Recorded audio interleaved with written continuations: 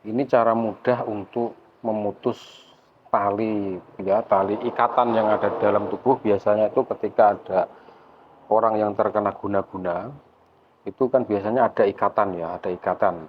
Makanya kalau diobati itu atau di terapi itu dia ada tidak ada apa itu namanya, sulit untuk disembuhkan. Makanya biasanya di dalam tubuh si pasien itu ada yang namanya ikatan.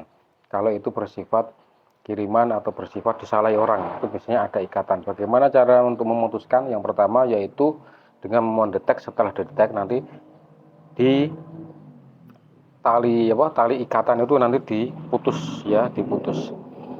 Ikuti terus video saya, jangan sampai di skip biar tidak salah paham dan bisa dipraktekkan biar tidak mengeluarkan uang ya, mengeluarkan uang banyak ketika kita berhadapan dengan permasalahan seperti ini. Terus ikuti saya, ikuti video ini, saya jelaskan dengan detail ya. Semoga bermanfaat. Kalau memang itu sangat bermanfaat untuk Anda, silakan disebarkan ke seluruh dunia dan jangan lupa komen ya. Silakan bertanya, komen kalau belum paham. Salam.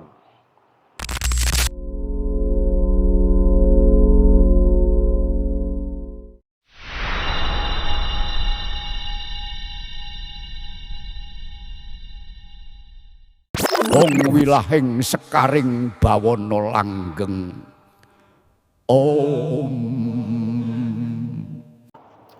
Assalamualaikum warahmatullahi wabarakatuh. Masih bersama M10T78 channel yang membahas tentang sejarah, membahas tentang jejak para wali, membahas tentang kiriman, membahas para primbon ya, membahas primbon, weton, seperti itu. Kali ini saya akan menerangkan tentang ikatan-ikatan yang ada di dalam tubuh. Ya, di dalam tubuh pasien ketika sakit ya. Biasanya itu ini banyak ya. Banyak keluhan-keluhan dari teman-teman itu, saya disuruh untuk membuat video ini bagaimana caranya untuk memutus sebuah ikatan yang mana ikatan tersebut adalah kiriman dari ilmu hitam ya. Seperti itu. Makanya ketika ada orang sakit yang tanda kutip itu adalah non medis ya, tanda kutip itu non medis, biasanya kan sulit ya untuk disembuhkan walaupun sudah diterapi, sudah diruqyah, itu biasanya nanti mungkin efeknya sebentar, terus besoknya atau beberapa jam kemudian bisa kesurupan, bisa kembali lagi. Nah, dengan kasus-kasus seperti ini dengan kasus-kasus seperti ini nanti saya akan menjelaskan beberapa metode yang mana metode tersebut yaitu yang pertama menggunakan ayat-ayat Al-Quran, yang kedua yaitu menggunakan energi, karena yang melihat ini tidak semuanya beragama Islam, ada yang non muslim juga, makanya biar bisa dipakai untuk teman-teman yang non muslim ya, karena ini sangat mudah. Yang penting satu yaitu intinya kita ikhtiar, terus kita berdoa kepada Tuhan Yang Maha Esa atau yang menciptakan kita. Untuk masalah berhasil atau tidak itu nanti diserahkan semua sepenuhnya kepada Tuhan yang menciptakan kita. Sebelum kita mulai, ketika kita menangani kasus-kasus seperti itu ya, menangani kasus-kasus yang seperti itu biasanya kan walaupun nanti ketika kita mengobati pasien kita detek dulu, setelah kita detek permasalahannya kan di mana ya, di cakra dada, cakra atau pusar, kita sudah bersihkan, kita sudah ruqyah, terus kita sudah grounding menggunakan seperti mandi air, mandi garam dan lain-lain. Ternyata masih ada keluhan lagi, setelah kita bersihkan masih ada keluhan. Terus setelah kita terapi itu masih ada gejala-gejala yang kembali ya, entah itu beberapa jam kemudian atau besoknya. Makanya kita sebagai terapi, sebagai juru penyembuh itu sangat harus paham ya, yaitu yang pertama kita mendeteksi dulu ya, kita deteksi dulu mulai dari kepala sampai ujung kaki, kita deteksi dulu, entah itu deteksinya kita menggunakan secara ilmu-ilmu terawangan, ilmu-ilmu pendeteksian menggunakan mata batin atau ilmu pendeteksian menggunakan indera peraba. Nanti kita jelaskan semuanya ya, indera peraba. Katakanlah kita kalau menggunakan kebatinan ya, menggunakan terawangan itu kita terawang dulu apa yang di mana letaknya permasalahan ini, setelah ketemu baru kita bersihkan. Setelah itu kita menggunakan indera peraba. Indera peraba menggunakan tangan ya, indera peraba menggunakan tangan. Setelah kita ketemu kita bersihkan. Nah, ketika sudah kita bersihkan ternyata masih ada keluhan di jam kemudian atau besoknya lagi atau seminggu kemudian ada keluhan lagi. Makanya ketika kita sudah melalui proses ya, proses pembersihan, proses ruqyah, proses asma apapun itu, penyembuhan melalui energi. Setelah itu kita periksa lagi dengan detail. Mulai dari atas kepala, mulai dari kepala sampai ujung kaki, kanan, kiri, depan, belakang, itu benar-benar harus benar-benar deteksi ya, didetek sampai benar-benar detail. Berarti kita jangan terlalu buru-buru ketika mendeteksi. Karena itu kalau buru-buru itu nanti kurang efisien. Jadi kita detek dulu, kita detek benar-benar setelah semuanya kita bersihkan, kita terapi, kita detek lagi. Ternyata kalau pas kita detek ada sesuatu yang mencurigakan, lah itu kita bersihkan lagi. Setelah kita bersihkan lagi kok masih ada seperti kalau menggunakan energi itu kan ada beberapa teknik ya, ada penyusutan energi atau penumpukan energi. Lah di situ biasanya ada sesuatu yang mencurigakan. Karena walaupun non medis itu ketika kita detek menggunakan indera peraba itu terasa karena bentuknya energi, dan ketika kita mendetek menggunakan indera peraba itu juga energi. Jadi energi itu tidak bisa dibohongi. Jadi setelah semua selesai itu nanti kita mencoba untuk teknik yaitu memutus suatu ikatan, yang mana ikatan tersebut biasanya ini Anda boleh percaya, Anda boleh tidak percaya. Yang penting saya memberikan sebuah keilmuan supaya jenengan itu paham, jenengan itu mempunyai teknik-teknik yang mungkin tidak banyak diketahui orang lain. Nah, nanti dicoba dengan keyakinan, terus kita pasrahkan kepada Tuhan Yang Maha Esa. Yang pertama yaitu kita memutus ikatan di dalam tubuh kita atau di dalam tubuh si pasien, yaitu menggunakan ayat Al-Quran ya, menggunakan jari telunjuk atau seperti ini juga bisa ya. Hanya semakin kita setelah kita detek ternyata ada di dada, terus atau di perut atau di kaki. Nah biasanya ilmu hitam itu disembunyikan di suatu tempat di dalam tubuh si pasien, di mana tempat itu yang tidak bisa disentuh.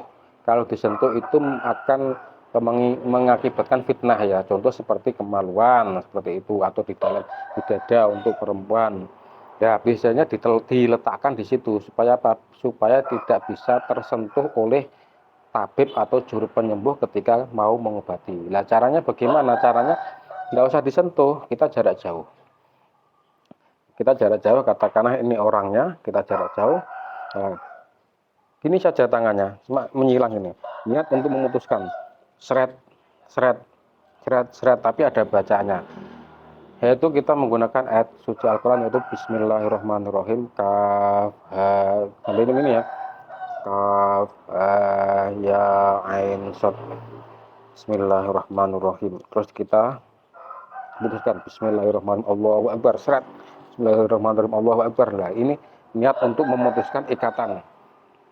Nah biasanya kalau ilmu-ilmu seperti itu biasanya itu ada ikatan yang diikat di dalam tubuh si pasien. Nah letaknya itu biasanya di tempat-tempat yang sulit dijangkau juru penyembuhnya. Umpama dijangkau itu nanti akan menimbulkan fitnah ya. Akan menimbulkan fitnah. Nah setelah nanti dilepaskan ya, setelah ikatannya dilepaskan, nanti kita detek lagi, itu kan pasti ada sisa-sisa ya, yang paling susah itu membersihkan sisa-sisa. Makanya terapi itu tidak kalau bisa dilakukan beberapa kali, katakanlah per tanggal 15 nanti, per tanggal 15 lagi kembali kepada si juru penyembuh tadi. Karena biasanya itu pasti ada sisa-sisa yang masih melekat ya. Sisa-sisa yang masih melekat di dalam tubuh si pasien. Makanya disuruh kembali lagi untuk diulang lagi, dibersihkan lagi. Jangan lupa ketika sudah dibersihkan ya dengan ayat Al-Quran tadi kaf, ha, ya, ain, shod, itu nanti diperiksa lagi kalau masih ada sisa-sisa itu nanti dibersihkan. Itu tidak bisa langsung bersih. Biasanya seperti itu tidak bisa langsung bersih. Ya juga ada yang langsung bersih. Itu tinggal ya intinya semua kita pasrahkan kepada Allah Subhanahu wa taala, Tuhan yang menciptakan kita. Kalau langsung sembuh ya alhamdulillah, kalau tidak langsung sembuh ya nanti bisa diproses lagi berulang-ulang. Setelah semua dibersihkan, setelah semua ikatan dilepaskan ya, biasanya di bawah ketiak juga ya, di bawah ketiak, di pantat juga, itu sebenarnya seperti itu. Setelah semua dibersihkan, kita cabut lagi menggunakan yang kemarin saya terangkan, yaitu kita menggunakan entah itu mencabut dari atas ya, dari atas ini, dari ubun-ubun, yaitu menggunakan hasma seperti ini. Mencabut satu, yaitu bekas yang masih menempel, atau mungkin masih ada makhluk yang ada di dalam tubuh si pasien tersebut. Diniatkan untuk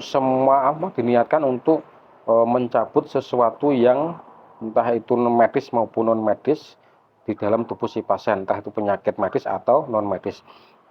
Menyabutnya bagaimana? Caranya begini, kaf, ha, ya, ain, shod, terus dari jempolan, ha, mim, ain, sin, qaf ya.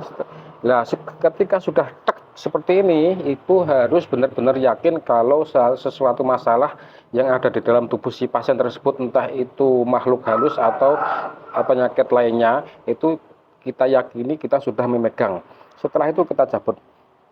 Terus membaca bismillahirrahmanirrahim la yadurru ma'asmihi syai'un fil ardi wala fis sama'i wa huwas samiul alim.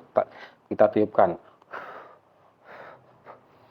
Ini tujuannya untuk apa? Kita kunci. Setelah kita kunci, baru kita keluar. Kalau itu memungkinkan. Kalau tidak memungkinkan ya kita langsung kita buang dari dalam rumah. Kalau masih memungkinkan, kita keluar rumah yang tidak ada tading aling-aling atau langsung berhadapan dengan bumi dan langit. Jadi tidak ada penghalang. Setelah kita kunci, kita tiupkan, terus kita membaca bismillahirrahmanirrahim la yadurru ma'asmihi syai'un fil ardi wala fis sama'i wa huwas samiul alim. 4 kali tahan nafas. Setelah selesai, terus kita pasrahkan kepada Sang Pencipta ya. Kita pasrahkan kepada Sang Pencipta, dari Allah kita kembalikan kepada Allah. Kita mengarahkan ke atas. Setelah kita baca 4 kali tahan nafas, langsung ditiupkan ke atas. Gitu. Itu lebih aman. Lebih amannya itu bagaimana? Biasanya makhluk-makhluk seperti itu akan dendam. Ketika kita buang sembarangan, nanti akan pulang kepada keluarga kita atau pulang kepada keluarga si pasien, nanti akan kembali lagi. Makanya lebih amannya seperti itu, kita pasrahkan kepada Sang Maha Pencipta saja, seperti itu. Kita lanjut untuk cara yang kedua ya. Cara yang kedua yaitu menggunakan energi. Ya, kita menggunakan energi. Untuk teman-teman yang non muslim atau mungkin muslim juga, ini kan lebih universal ya, bisa digunakan semua agama ya, semua ras. Jadi ini bisa digunakan menggunakan yang namanya energi. Untuk teman-teman yang sudah ikut pelatihan saya pasti paham, atau mungkin teman-teman yang sudah mempunyai bekal, yaitu bekal pengenalan energi seperti prana, seperti pernapasan, seperti itu. Nah, itu mungkin sudah paham. Nah, ini tinggal menerapkan saja bagaimana caranya. Terkhusus untuk teman-teman yang sudah ikut pelatihan, ya ini sangat mudah ya, tinggal menerapkan saja dengan menggunakan cara ini ya. Karena saya sudah menerangkan dengan detail dan sudah ada bukunya ya, untuk teman-teman yang melakukan melakukan ikut pelatihan saya, maksudnya seperti itu. Seperti biasa untuk yang untuk teman-teman yang sudah mengikuti pelatihan energi kepada saya, cukup kita fokus. Pertama kita sempurnakan dulu biar tidak tegang. Tarik nafas, ini menggunakan energi ya, tarik nafas, simpan dada, lepaskan, tarik nafas, simpan dada, lepaskan. Setelah itu niat untuk menyembuhkan, sebut nama dia. Setelah sebut nama dia dan nama ibunya atau nama orang tuanya, niat untuk menyembuhkan fulan bin fulan atau fulan binti fulanah ya. Setelah itu terus kita biasanya teman-teman yang melakukan pengobatan dengan energi, kita tekan ini dulu ya, 5 detik atau 10 detik. Untuk apa? Untuk pemanasan atau untuk merespon energi prana yang ada di dalam tubuh kita. Setelah itu tarik nafas. Nah, ketika kita menarik nafas, simpan di dada saja. Itu seperti ada pancaran putih yang mengalir ke tangan kita, sampai ke jari telunjuk ini atau 2 jari ini ya, jari. Setelah semua visualisasikan energi dalam dada itu yang berwarna putih ya, sinar putih itu menempel di sini, sudah mengalir di jari kita. Terus kita pusatkan ke tempat yang tadi bermasalah atau ada ikatan sama. Kita tarik. Ini membayangkan ikatan yang ada di dalam tubuh si pasien itu sudah lepas ya, karena kita memotongnya atau tempat energi. Kalau di bahasa kita itu, di bahasa energi itu adalah atau energi yang tersembunyi, yang dimana energi itu adalah energi yang bermasalah ya, energi yang bermasalah yang bisa menyebabkan si pasien tersebut terkena penyakit medis atau non medis seperti itu.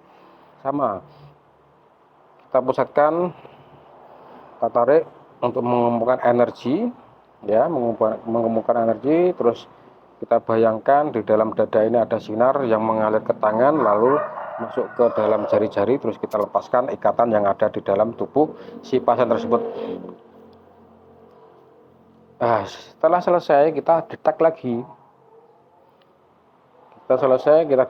kita bersihkan menggunakan energi. Kita buang terus sampai benar-benar bersih. Ingat ya, kalau membuang energi seperti itu harus menyiapkan yaitu air yang dikasih garam. Untuk teman-teman yang menggunakan energi ya, air yang dikasih garam itu nanti ketika kita bersihkan, kita buang ke air yang dikasih garam tersebut. Ya.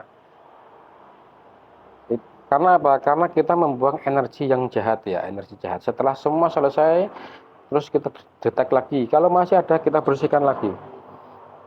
Kita tarik, bersihkan lagi, kita sapu ya namanya. Menggunakan teknik sapuan. Ketika kita sudah menyapunya bersih, kita detek lagi. Kalau masih ada, kita ulangi lagi. Terus energi yang jahat tadi kita letakkan di air ya.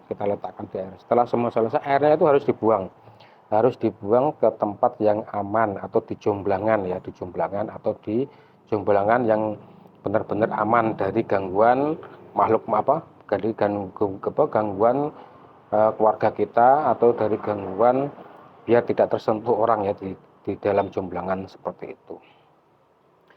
Nah, setelah semua selesai kita bersihkan, dirasa cukup. Nanti karena masih ada bekas ya, yang penting itu bekas itu biasanya susah untuk dibersihkan dan harus dilakukan secara berulang-ulang.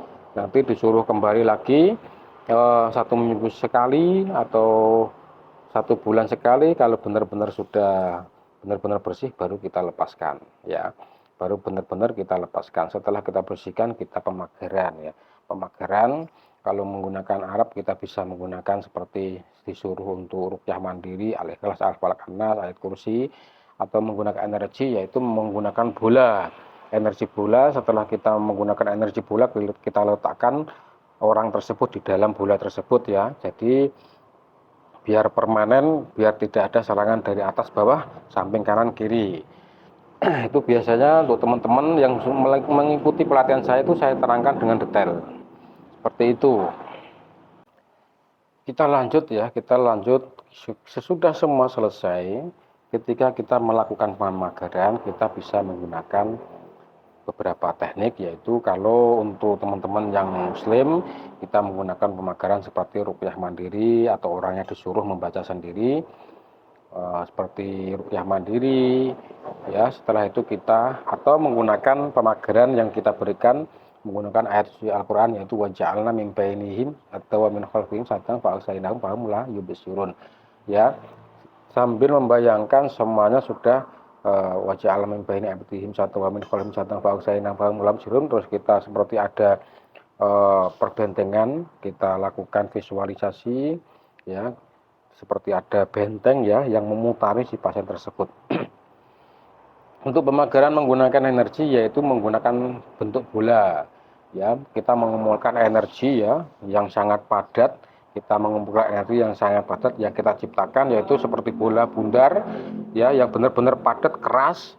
Terus setelah semua selesai kita letakkan ke pasien tersebut. Jadi pasien itu ada di dalam bola. Pasien itu ada di dalam bola, jadi ketika ada serangan, entah itu dari atas, dari bawah, dari samping, dari kanan kiri, ya itu tidak kena, seperti itu. Intinya kalau kita melakukan penyembuhan menjadi juru penyembuh itu, yang pertama senjatanya, yang pertama yaitu cara pendeteksian masalah-masalah atau pendeteksian penyakit medis maupun non medis. Ya, itu caranya, itu kan saya sudah terangkan di depan tadi, menggunakan kebatinan, menggunakan mata batin atau kepekaan mata batin. Yang kedua menggunakan indera peraba. Kalau saya itu senang menggunakan indera peraba, karena apa? Indera peraba itu juga bisa kita lakukan jarak jauh, jarak dekat ya, jarak jauh dan jarak dekat. Entah itu melalui berhadapan langsung atau entah itu melalui video call atau foto, itu juga bisa. Jadi untuk saat ini saya senang menggunakan, lebih condong ya, lebih sering menggunakan indera peraba, menggunakan telapak tangan. Itu saya lebih sering itu karena kita menggunakan energi dan kita mendetek menggunakan deteksi cakra. Yang bermasalah itu di mana? Entah itu di cakra arjuna, cakra mahkota, cakra tenggorokan, cakra dada, depan belakang, pusar ya, depan belakang, cakra dasar, atau di tempat-tempat lain. Karena semua ya, ada beberapa cakra, ada cakra mayor, cakra minor, cakra mini. Semua di dalam tubuh manusia itu ada cakra. Cakra mini itu yang kecil, yang di sini ya, ini di ujung-ujung jari itu namanya cakra mini. Walaupun ini adalah cakra mini atau energi yang dikeluarkan itu tidak besar, tapi ini sangat berguna ya, energi-energi yang keluar dari cakra mini ini dari ujung-ujung jari ini sangat berguna. Seperti itu. Makanya ketika kita menjadi juru penyembuh, yaitu senjata utama itu pendeteksian. Tanpa adanya itu ya bisa-bisa saja. Ya, bisa-bisa saja kita langsung diobati, entah itu menggunakan asma, menggunakan ruqyah atau menggunakan energi. Ya, tapi setidaknya kita tahu permasalahannya di mana. Karena kita kalau menggunakan pendeteksian, menggunakan energi itu kita setidaknya tahu permasalahannya orang ini apa. Dan itu lebih mirip keterawangan ya, ketika kita berhubungan dengan cakra. Oh, yang bermasalah itu di cakra cakra pusar katakannya. Oh, cakra pusar itu kalau di pelajaran cakra pusar itu hubungannya sama apa? Apakah sering ini atau mungkin ada keinginan yang belum tercapai dan lainnya, seperti itulah ya. Nanti kan ada penjelasan semuanya itu kalau kita menggunakan cakra-cakra itu. Jadi kita sudah tahu keluarnya itu karena apa? Apakah berhubungan dengan jantung, berhubungan dengan cakra dada ya, seperti itu, dada kanan, dada kiri. Nah, nanti ada hubungannya semuanya kalau kita mendeteksi dengan menggunakan cakra. Untuk teman-teman yang melihat video ini yang mungkin belum paham ya, tapi kayaknya ini sangat mudah dipelajari. Kalau yang belum paham silakan komen ya, silakan komen, bertanya dengan detail karena ini adalah ilmu yang mudah dipelajari dan bermanfaat bagi diri kita ataupun orang lain. Barangkali nanti dimintain tolong kepada tetangga atau mungkin keluarga kita sendiri, teman kita, ataupun orang yang mungkin benar-benar minta tolong kepada kita. Jadi kita bisa menggunakan seperti itu untuk pemutusan ikatan dari dukun-dukun yang jahat atau ilmu hitam, seperti itu. Silakan disebarkan. Semoga bermanfaat. Dari saya, assalamualaikum warahmatullahi wabarakatuh. Salam rahayu, rahayu, rahayu.